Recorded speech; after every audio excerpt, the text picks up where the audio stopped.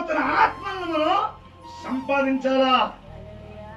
దేవుడు దేన్ని బట్టి ఆనందపడతాడు? అప్పుడు మనం చెప్తాం తీసుకొచ్చింది. మనం ఎందుకు ఇతరులను రక్షించలేమంటే మనకు పాప భారం ఉంది, ఇక ఆత్మ భారం ఏముంటుంది? ఎందుకు మందిని వెళ్ళకపోతున్నావు? ఎందుకు ఒకటే ఫోన్ చూస్తున్నావు? ఎందుకు సీరియల్ చూస్తున్నావు? ఎందుకు నువ్వు సినిమా చూస్తున్నావు? దేవుడికి భయపడవా? దేవుడికి లోబడవా అని మనం చెప్తాం. నరకం ఉందిరా. అరే నువ్వు దేవుని నమ్ముకోవాలి, దేవుని దగ్గర రావాలి, మందిరానికి రావాలి, దేవుని దగ్గర మోకరించాలని మనం చెప్పకపోతే బిడ్డలారా దేవుడు మన లెక్క అడుగుతాడు. మనం ఇతరులను రక్షించాలి. మనం అగ్ని నుండి లాగినట్టు ఆ ఇతరులను లాగాల. సంఘము ఇది కూడా ఒక హాస్పిటలే. ఇక్కడ అందరూ రోగులే ఉంటారు, ఇక్కడ అందరూ పాపులే ఉంటారు, పరిశుద్ధులు అవుతారు, బాగైపోతారు.